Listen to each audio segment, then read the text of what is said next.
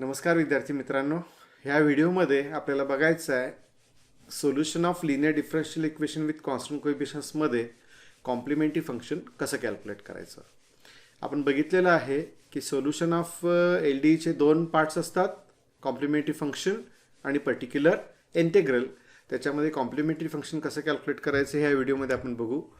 Complementary function म्हणजे काय असते तर दिलेल्या LDEमध्ये म्हणजे F of D into Y equal to की ऑफ फॉर्ममध्ये जर LDE असेल तर राईट हँड साईड 0 घेतली तर जे इक्वेशन मिळते F of D into Y equal to 0 त्याचं जनरल सोल्युशन म्हणजेच आपल्याला हवं असलेलं कॉम्प्लिमेंटरी फंक्शन.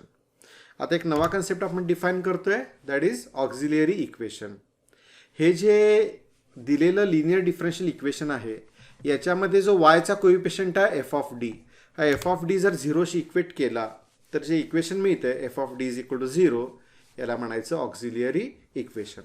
हे एक पॉलिनॉमियल इक्वेशन असणार आहे आणि मग ह्या इक्वेशनचे जे रूट्स मिळतील आपल्याला त्या रूट्सच्या नेचरनुसार कॉम्प्लिमेंटरी फंक्शन वेगवेगळ्या प्रकारे आपल्याला कॅल्क्युलेट करता येईल. पहिला क्वेश्चन आहे मे 2008 आणि मे 2017 मधला. The auxiliary equation of d2y by dx square plus 4 times dy by dx plus 5y equal to 0 is. ह्या इक्वेशनचं ऑक्झिलियरी इक्वेशन आपल्याला लिहायचं आहे. पहिल्यांदा डी बाय डी एक्स डीनं डिनोट करा. आपल्याला माहिती आहे की असं केलं तर D Y by D X जो आहे तो कॅपिटल डी होणार आणि D two Y by D X square होणार डी स्क्वेअर वाय. मग बघा D two Y by D X स्क्वेअरच्या जागी डी स्क्वेअर वाय आणि डी वाय बाय डी एक्सच्या जागी डी वाय पुट केलं. आता ह्या सगळ्या टर्म्समधून वाय कॉमन काढला. वाय राईट हँड साईडला कॉमन घेतल्यानंतर काय मिळालं D square plus 4d plus 5 into Y is equal to 0. आता इथं जो वायचा कोइफिशियंट असतो तो एफ ऑफ डी आहे आणि हा एफ ऑफ डी 0शी इक्वेट केला तर आपल्याला ऑक्झिलरी इक्वेशन मिळते. म्हणजेच इथं ऑक्झिलरी इक्वेशन आहे D square plus 4d plus 5 equal to 0. That is in option A. Next MCQ is the auxiliary equation of 3 times d2y by dx square plus 6 times dy by dx plus 4y equal to sine X. Same method आपण वापरणार. dy by D एक्ससाठी dy आणि d2y bye D X स्क्वेअरसाठी D square Y put केलं तर दिलेलं linear differential equation हे compact फॉर्ममध्ये 3d square plus 6d plus 4 into Y equal to sine X या फॉर्ममध्ये मिळते. आता ऑक्झिलरी इक्वेशन घेत असताना राईट हँड साईड काय घ्यायची आहे 0 घ्यायची आहे आणि वायचा कोइफिशियंट. सो इथं ऑक्झिलरी इक्वेशन मिळेल 3d square plus 6d plus 4 is equal to 0. This is in option B. आता आपण बघणार आहे की ॲक्च्युली रूट्सच्या नेचरनुसार कॉम्प्लिमेंटरी फंक्शन कसं लिहायचं असते. इथं एक महत्त्वाची गोष्ट लक्षात घ्या की प्रत्येक रूटसाठी एक कंपोनंट कॉम्प्लिमेंटरी फंक्शनमध्ये येणार आहे आणि प्रत्येक रूटसोबत एक आर्बिट्ररी कॉन्स्टंट आपण इंट्रोड्यूस करणार. याच्यामध्ये काय लॉजिक आहे तर दिलेल्या डिफरन्शियल इक्वेशनची जेवढी ऑर्डर आहे तेवढी ऑक्झिलरी इक्वेशनची डिग्री येते. जेवढी ऑक्झिलरी इक्वेशनची डिग्री आहे तेवढे रूट्स मिळतात. प्रत्येक रूटसाठी जर एक एक आर्बिट्ररी कॉन्स्टंट इंट्रोड्यूस केला तर आपोआपच जेवढी डिफरन्शियल इक्वेशनची ऑर्डर आहे तेवढे आर्बिट्ररी कॉन्स्टंट्स कॉम्प्लिमेंटरी फंक्शनमध्ये आपोआपच इंट्रोड्यूस होतील. आपण बघितलेलं आहे की सगळे आर्बिट्ररी कॉन्स्टंट्स आवश्यक असलेले फक्त आणि फक्त कॉम्प्लिमेंटरी फंक्शनमध्येच इंट्रोड्यूस करायचे आहेत. ओके. जर समजा रूट रिअल असेल, आपण सध्या फक्त सिंगल रूटसाठी CFचा कंपोनंट कसा लिहायचा आहे त्याची चर्चा करूया. जर m हा एक रिअल रूट असेल ऑक्झिलरी इक्वेशनचा तर CFमध्ये काय येईल तर C into E raise to m into X, पॉवरमध्ये m इंटू एक्स घ्यायचं आहे. आता हे सोल्युशन कसं मिळते वगैरे वगैरे ह्याची प्रोसिजर आहे, पण आपल्याला निव्वळ MCQ सॉल्व करायचे असल्यामुळं आपण ह्याच्या डिटेल्समध्ये सध्या ह्या व्हिडिओमध्ये जात नाही आहे. आता रूट जर m असेल तर त्या रूटसाठी कॉन्स्टंट C हा आर्बिट्ररी कॉन्स्टंट आहे, आर्बिट्ररी कॉन्स्टंट E आणि पॉवरमध्ये हा m आहे रूट आणि मग त्या रूटला xनं मल्टिप्लाय केलं आहे असा फॉर्म आहे. हा लक्षात ठेवताना तुम्ही व्हर्बल फॉर्ममध्ये लक्षात ठेवा, लॉंग टर्ममध्ये यूज करायला हा पॅटर्न हा फॉर्मॅट उपयोगी पडतो. So arbitrary constant multiplied by E raise to root into X हा फॉर्मॅट आहे CFच्या कंपोनंटचा जेव्हा रूट रिअल असतो. फॉर एक्झाम्पल समजा 2 हे रूट असेल तर मग CF मधला कंपोनंट कसा येईल arbitrary constant C into E raise to root म्हणजे 2 इंटू एक्स म्हणजे C into E raise to 2x. समजा -3 हा रूट असेल तर कंपोनंट कसा येणार आहे, C E raise to -3x. लक्षात आलं. So arbitrary constant into E raise to root into X हा पॅटर्न ह्यासाठी लक्षात ठेवायचा. आता समजा ऑक्झिलरी इक्वेशनचे रूट्स रिअल आहेत आणि सगळे वेगवेगळे आहेत. अशा वेळेला ज्या वेळेला ऑक्झिलरी इक्वेशनची डिग्री एन असते त्यावेळेला त्याला एन रूट्स असतात. फंडामेंटल थेरम ऑफ अल्जेब्रामध्ये सांगितलेलं every nth degree polynomial have exactly N roots. आता ह्या केसमध्ये आपण असं मानले की सगळे रूट्स कसे आहेत, रिअल आणि डिस्टिंक्ट आहेत.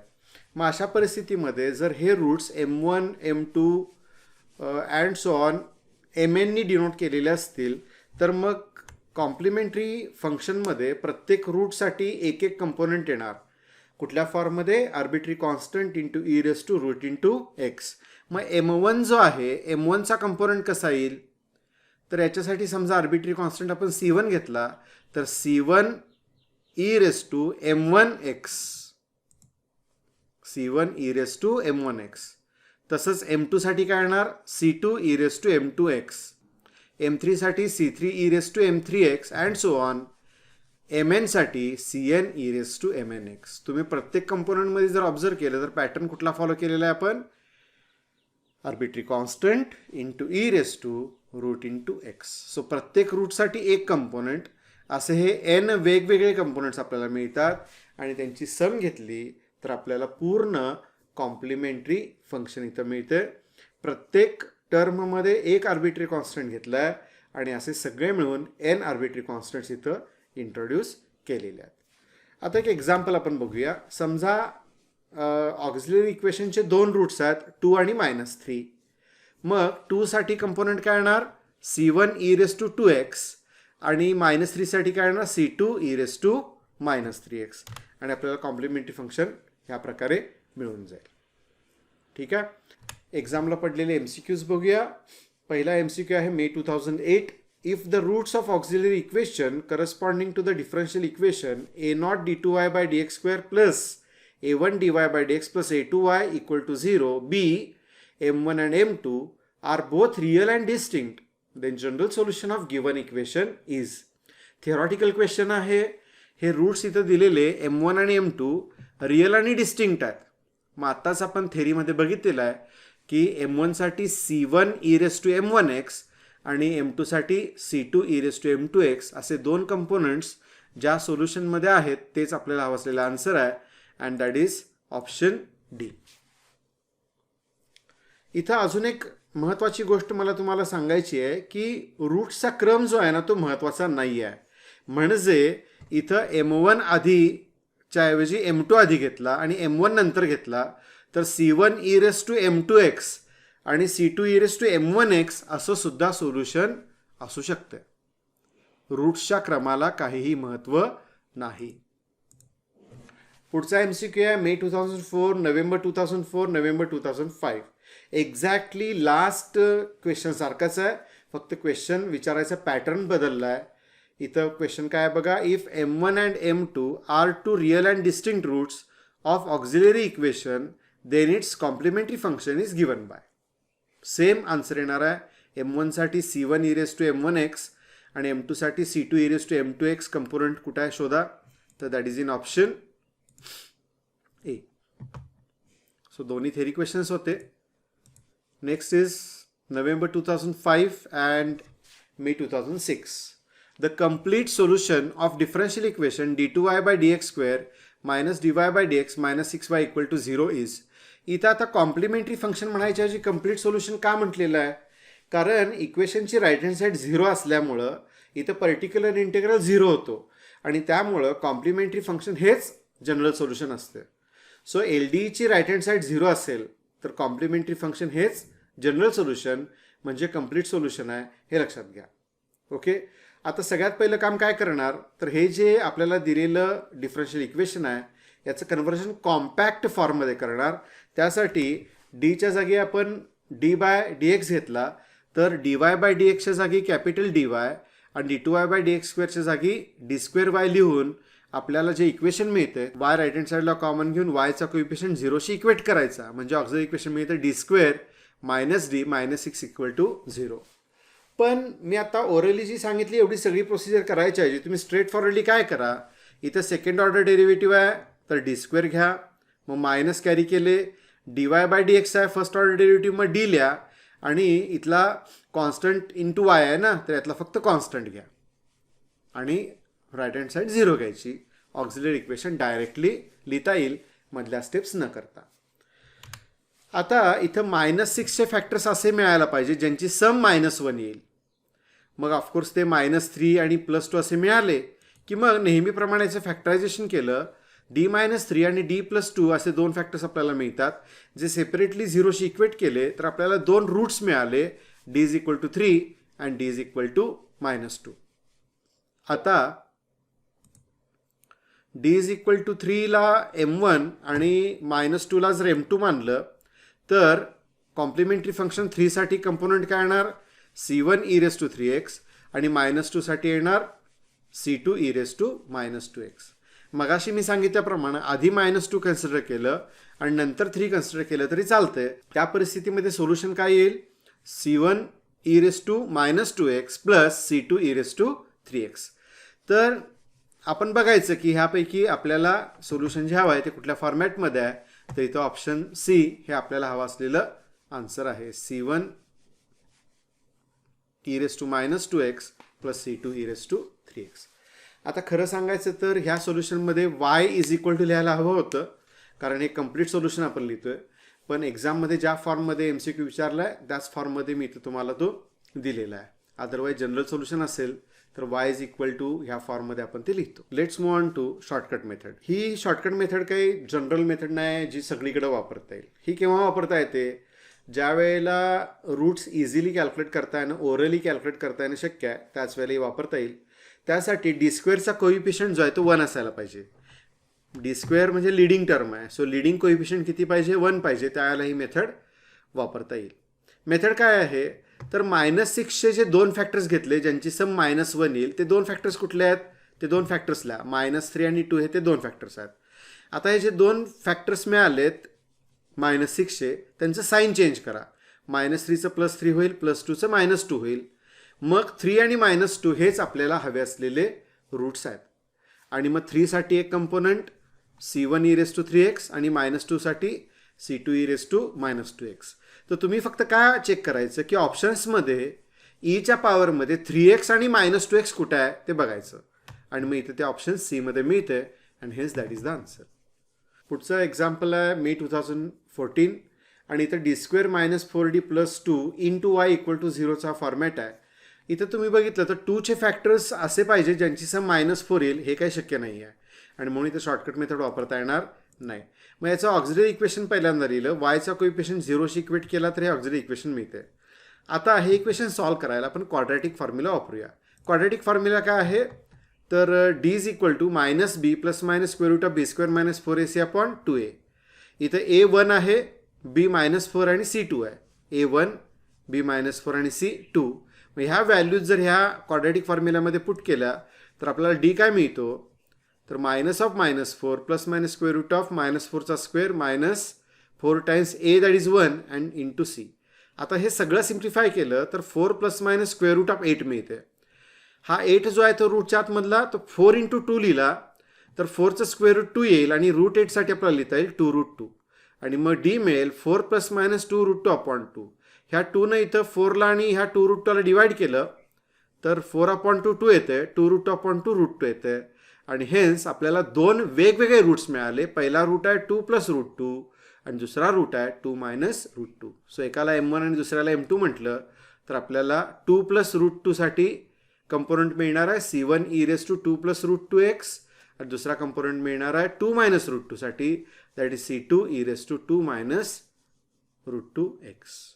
आणि हे इथं कुठं आहे तर ऑप्शन डी मध्ये, कारण ऑप्शन ए बी सी मध्ये कुठंच आन्सर नाही. So answer is none of this. Next MCQ is from May 2004 and November 2017. The complete solution of differential equation d² - 6d + 8 × y = 0 is. Options तुम्ही बघू शकता. इथं auxiliary equation काय येणार, तर वायचा कोइफिशियंट 0शी इक्वेट करा म्हणजे ऑक्झिलरी इक्वेशन तुम्हाला मिळेल d² - 6d + 8 = 0. आता ते 8चे फॅक्टर्स असे तुम्हाला हवे ज्यांची सम -6 येईल, तर ते फॅक्टर्स आपल्याला ओरली कॅल्क्युलेट करता येणं शक्य आहे, त्यामुळे शॉर्टकट मेथड वापरता येईल. 8चे फॅक्टर्स काय घेणार, तर -2 आणि -4. मग शॉर्टकट मेथड काय सांगते, हे जे फॅक्टर्स मिळाले त्याचं साईन चेंज करा, म्हणजे -2चं +2 आणि -4चं +4 केलं. आता असा ऑप्शन शोधा जिथं ईच्या पॉवरमध्ये 2x आणि 4x आहे. ईच्या पॉवरमध्ये 2x आणि 4x, इथं -2x आहे हे होऊ शकत नाही. इथं बघा ऑप्शन बी मध्ये ईच्या पॉवरमध्ये 2x आणि 4x आहे, तर मग याची खात्री करून घ्या की इथं आर्बिट्री कॉन्स्टंट्स आलेले आहेत का, तर आलेले आहेत. हेच आन्सर इज ऑप्शन बी. पुढचा MCQ आहे नोव्हेंबर 2015. पुन्हा एकदा कंप्लीट सोल्युशन विचारलंय, कारण राईट हँड साईड 0 आहे. CF हाच कंप्लीट सोल्युशन होणार. d² - d -12 × y = 0 असं इक्वेशन आहे. सगळे ऑप्शन्स तुम्ही बघू शकता. इथं ऑक्झिलरी इक्वेशन काय येणार, वायचा कोएफिशियंट 0शी इक्वेट केल्यानंतर d² - d -12 = 0. इथं -12चे फॅक्टर्स असे पाहिजेत ज्यांची सम -1 येईल. मग हे ओरली पॉसिबल आहे का, तर आहे, म्हणून शॉर्टकट मेथड आपण वापरणार आहे. -12चे फॅक्टर्स काय घेतले, -4 आणि 3. तुम्ही इथं बघू शकता -4 × 3 केलं तर -12 येते, आणि -4 आणि 3ची सम घेतली तर ती -1 येते. आता शॉर्टकट मेथड काय सांगते, याचे साईन चेंज करा फॅक्टर्सचे. सो -4चा +4 झाला, +3चा -3. आता इथं कुठल्या ऑप्शनमध्ये 4x आणि -3x आहे चेक करा. सो इथं बघितलं सगळे ऑप्शन्स, तर 4x आणि -3x तुम्हाला कुठं मिळते, तर ऑप्शन ए मध्ये मिळते. So hence answer is option A. बाकी तुम्ही आर्बिट्री कॉन्स्टंट × e⁻√x ही मेथड वापरून, म्हणजे फॉर्मल प्रोसिजर वापरून सुद्धा लिहू शकता, पण खरं तर याची आवश्यकता नाही. 4x आणि -3x कुठल्या एक्सपोनंटच्या पॉवरमध्ये आहे हे बघायचं, तेच आपल्याला हवं असलेलं आन्सर असते. Okay, so let's move on to next MCQ. May 2011, the complete solution of differential equation d² - 9d + 18 × y = 0. Options तुम्ही बघू शकता. इथं सुद्धा हे जे आपलं ऑक्झिलरी इक्वेशन आहे d² - 9d + 18 = 0, याच्यामध्ये 18चे फॅक्टर्स आपल्याला असे पाहिजे ज्यांची सम -9 आहे, आणि हे ओरली करता येणं शक्य आहे, कारण 18चे फॅक्टर्स तुम्ही 3 आणि 6 घेऊ शकता, आणि जर तुम्ही -3 आणि -6चे फॅक्टर्स घेतले तर यांचं प्रॉडक्ट +18 येईल आणि यांची सम -9 येईल. ठीक आहे. मग आता शॉर्टकट मेथड सांगते की हे जे फॅक्टर्स आहेत त्यांचे साईन चेंज करून घ्या. सो -3चा +3 झाला, -6चा +6. मग आता तुम्ही काय चेक करायचं आहे, कुठल्या ऑप्शनमध्ये ईच्या पॉवरमध्ये 3x आणि 6x आहे बघा. सो 3x आणि 6x कुठल्या ऑप्शनमध्ये आहे, it is in option A. Hence A is required answer. Next MCQ is from May 2010. The complete solution of differential equation d² - 5d + 6 × y = 0. Options तुम्ही बघू शकता. इथं सुद्धा आपण शॉर्टकट मेथड वापरू शकतो, कारण 6चे फॅक्टर्स आपल्याला असे पाहिजे ज्यांची सम -5 आहे, तर हे फॅक्टर्स काय मिळतात, -2 आणि -3. या दोघांचा प्रॉडक्ट घेतला तर +6 येईल, आणि या दोघांची सम -5 इतकी येईल. शॉर्टकट मेथडनुसार ह्या दोघांचा साईन चेंज करून घ्या. -2चा +2, -3चा +3 केला. आता 2 साठी 2x आणि 3 साठी 3x हे कुठल्या ऑप्शनमध्ये ईच्या पॉवरमध्ये आहे चेक करा, तर हे आपल्याला मिळते ऑप्शन बी मध्ये c1 e⁻3x, c2 e⁻2x. हेच answer is option B. Next MCQ is from May 2005. The complete solution of differential equation d² - 4 × y = 0. आता इथं सुद्धा डायरेक्टली सोडवता येणं शक्य आहे. शॉर्टकट मेथड वापरून पण आपण सोडवू शकतो. -4चे फॅक्टर्स असे पाहिजेत ज्यांची सम 0 येईल, तर ते -2 आणि +2 घेता येईल. सो -2x आणि +2x कुठे आहे, ऑप्शन ए मध्ये आहे. हेच ए इज द आन्सर असं लिहिता येते. तरी पण फॉर्मली आपण हे करून बघू. इथं d² - 4 = 0 ऑक्झिलरी इक्वेशन येईल. मग 4 जर तुम्ही राईट हँड साईडला घेतला तर d² = +4 येईल. याच्यावरून डीच्या ज्या व्हॅल्यूज आहेत त्या +-2 येतील. सो 2 रूट्स आहेत, एक रूट आहे +2, दुसरा रूट आहे -2. सो 2 साठी c1 e⁻2x आणि -2 साठी c2 e⁻2x असं CFचे 2 कॉम्पोनंट्स मिळतात, ज्यांची सम घेतल्यानंतर पूर्ण कॉम्प्लिमेंटरी फंक्शन आपल्याला मिळते, which is of course in option Next MCQ is from May 2009. The auxiliary equation of differential equation is d cube minus 6d square plus 11d minus 6 is equal to 0. Then its solution is. Options तुम्ही बघू शकता. इथं जरी आपल्याला complete सोल्युशनच्या फॉर्ममध्ये options दिलेले असले तरी बेसिकली आपण फक्त कॉम्प्लिमेंटरी फंक्शन इथं कॅल्क्युलेट करू शकतो, हे लक्षात घ्या. जसा एक्झाममध्ये MCQ विचारला आहे तसा मी इथं तो घेतलेला आहे. आता एक क्युबिक पॉलिनॉमियल असल्यामुळं आपल्याला हे सॉल्व करायला याचे फॅक्टर्स घ्यायला सिंथेटिक डिव्हिजन मेथड वापरावी लागेल. सिंथेटिक डिव्हिजन मेथडमध्ये ही जी पॉलिनॉमियल आहे याचे कोइफिशियंट्स इथं घ्यायचे 1 - 6 11 - 6. या कोइफिशियंट्समध्ये अल्टरनेट टर्मची सम घेऊन बघितली. 11 + 1 12 आहे, -6 + -6 हे -12 येते. सो अल्टरनेट टर्मची सम सेम आहे, साइन्स अपोजिट आहेत, त्यामुळे d-1 याचा फॅक्टर मिळणार. फॅक्टर d-1 जर असेल तर 1 हे त्याचं रूट मिळतं, त्यामुळे 1 ने डिवाइड करायचं. म्हणजे इथं जी क्वांटिटी आहे त्याचं साईन चेंज करून इथं घ्यायचं असते.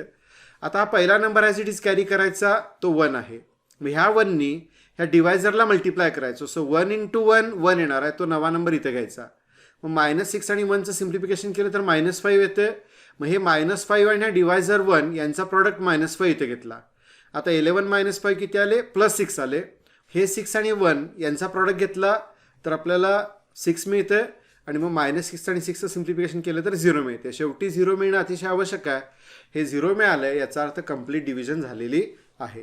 मग इथं आपल्याला क्वोशंट मिळणार आहे. याच्यात सुरुवात करायची कॉन्स्टंट टर्म, मग कोइफिशियंट ऑफ डी आणि कोइफिशियंट ऑफ डी स्क्वेअर ह्याप्रमाणे आपल्याला क्वोशंट पॉलिनॉमियल मिळते d² - 5d + 6. सो हे दोन्हीही डिवायझर आणि क्वोशंट एकत्र केले तर आपल्याला इथं फॅक्टर्स मिळाले. d-1 × d² - 5d + 6 is equal to 0. आता d² - 5d + 6 फर्दर सिम्प्लिफाय केलं तर त्याचे फॅक्टर्स d-2 × d-3 मिळतील. नेहमीप्रमाणे जर रूट्स घेतले तर पहिल्या फॅक्टरवरून 1, दुसऱ्या फॅक्टरवरून 2 आणि तिसऱ्या फॅक्टरवरून 3 असे रूट्स आपल्याला मिळालेत. 1 साठी CFचा कंपोनंट C1e⁻1x, 2 साठी C2e⁻2x आणि 3 साठी C3e⁻3x. याप्रमाणे जर CF लिहिला तर तो आपल्याला मिळतो C1e⁻x + C2e⁻2x + C3e⁻3x which is in option B. तर मित्रांनो, अशा प्रकारे इथं हा आपला व्हिडिओ संपलेला आहे, ज्याच्यामध्ये आपण रूट्स जर रिअल आणि अनइक्वल असतील तर CF कसा कॅल्क्युलेट करायचा हे आपण बघितलंय. पुढच्या व्हिडिओमध्ये आपण बघणार आहे की रूट्स जर रिअल असतील पण रिपीटेड असतील तर मग CF कसा कॅल्क्युलेट करायचा. हा व्हिडिओ आवडला असेल तर लाईक करा, शेअर करा, महत्त्वाचं म्हणजे चॅनलला सबस्क्राईब करा आणि व्हिडिओज बघत राहा. थँक्यू.